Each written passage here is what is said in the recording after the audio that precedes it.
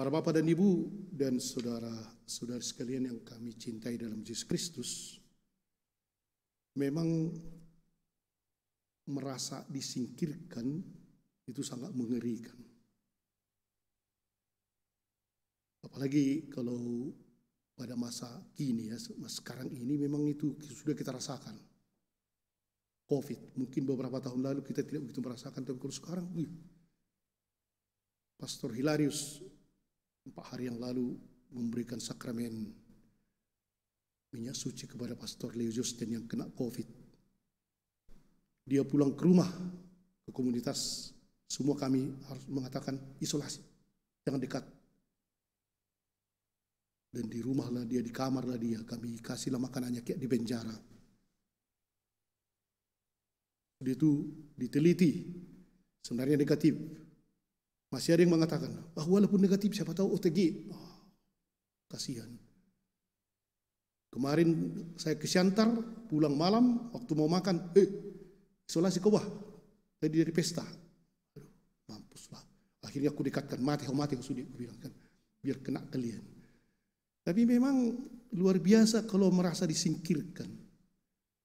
Orang kusta sebenarnya 2000 tahun sebelum Masehi sudah ditemui kusta. Tapi kalau diteliti, kusta yang dulu dianggap sebagai kusta lain dengan kusta yang sekarang katanya. Kalau sekarang itu memang bakteri lepra ada, tapi yang dulu justru dari jamur. Tapi lebih berbahaya yang kusta yang sekarang. Kalau dulu hanya memang kalau luka dan langsung terbelah lukanya, merah dan terbuka, begitulah sampai kemana-mana, mengerikan.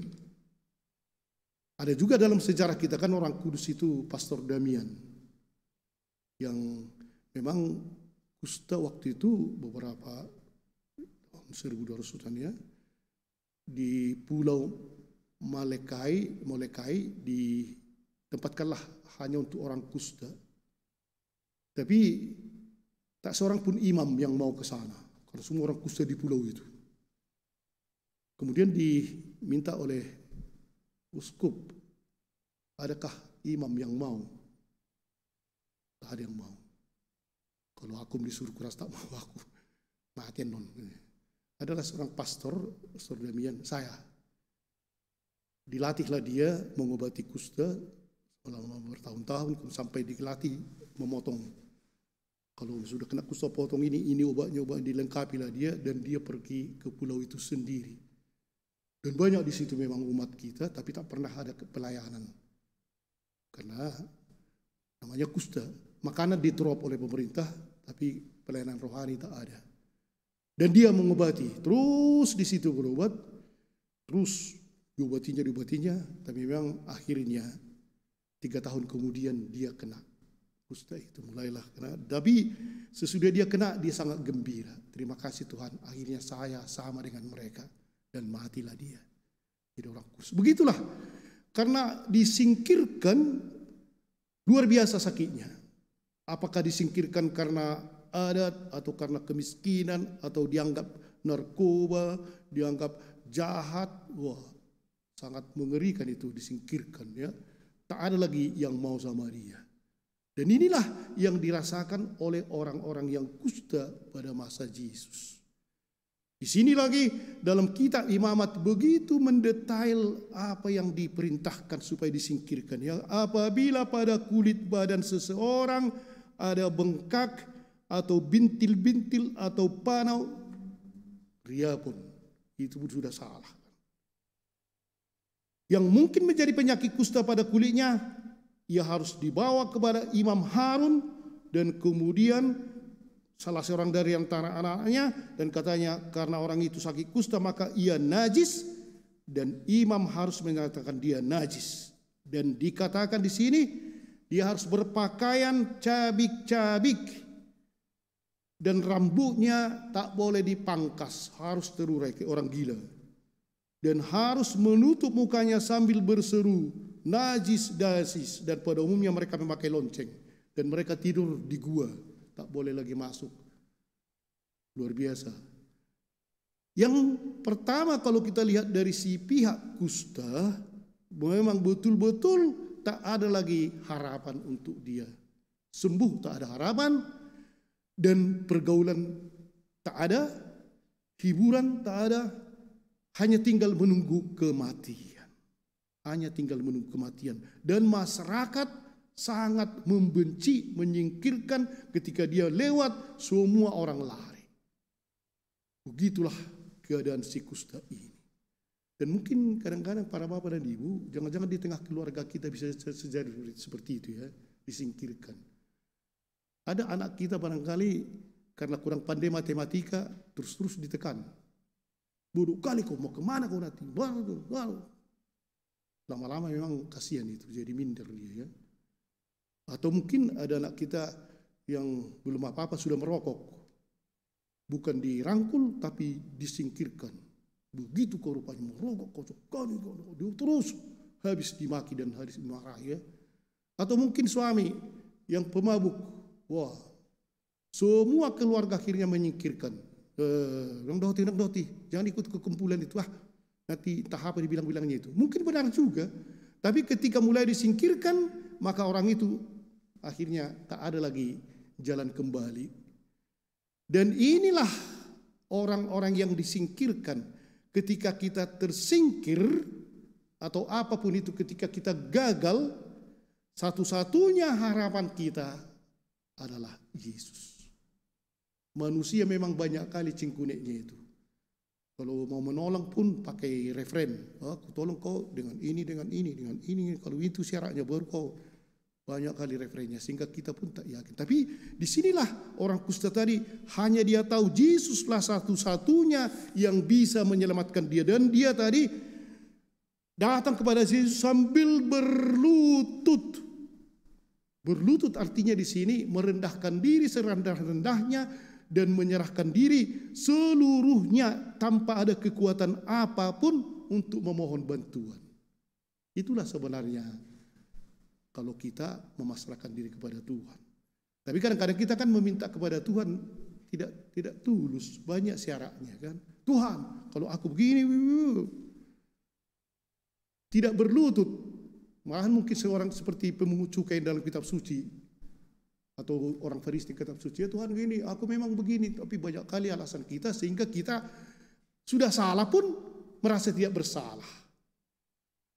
Sudah banyak kali pun kekurangan kita bentuk sedemikian rupa sehingga kekurangan itu nampaknya masuk akal. Bapak dan Ibu dan saudara sekalian, itulah dari sikap si kusta tadi, harus memberikan diri. Kita yang kustaan, banyak kali kusta kita kan, tahu selalu fisik, rohani dan seterusnya. Kalau kita mau berubah, orang lain mungkin bisa membantu, tapi kebanyakan tidak membantu atau memang kita disingkirkan, berlututlah di hadapan Tuhan. Yang kedua para bapak dan ibu dan saudara sekalian, kita lihat di sini sikap dari Yesus. Tadi dikatakan sambil berlutut di hadapan Yesus, ia memohon kepadanya, katanya, kalau engkau mau, engkau dapat mentahirkan aku. Maka tergeraklah hati Yesus. Kata tergerak ini sebenarnya kalau dilihat dari bahasa Yunaninya menjadi memang dalam bahasa Indonesia tergerak dikatakan seakan-akan mulailah timbul belas kasihan. Memang ada benarnya. Tapi sebenarnya di sini kalau dikatakan dalam bahasa Yunani aslinya tergerak itu bisa marah, kecewa, malahan mau mengamuk. Karena Yesus melihat orang-orang, kok orang-orang ini menyingkirkan, tak boleh menjamah dan seterusnya. Di situ dia. Tapi melihat orang kusta ini, dia tergerak hatinya. Jadi ada seorang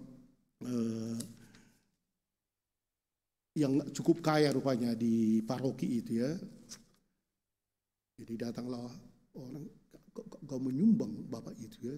Kita udah membangun gereja ini, mengapa tak pernah dia bersosial? Bagaimana itu ya?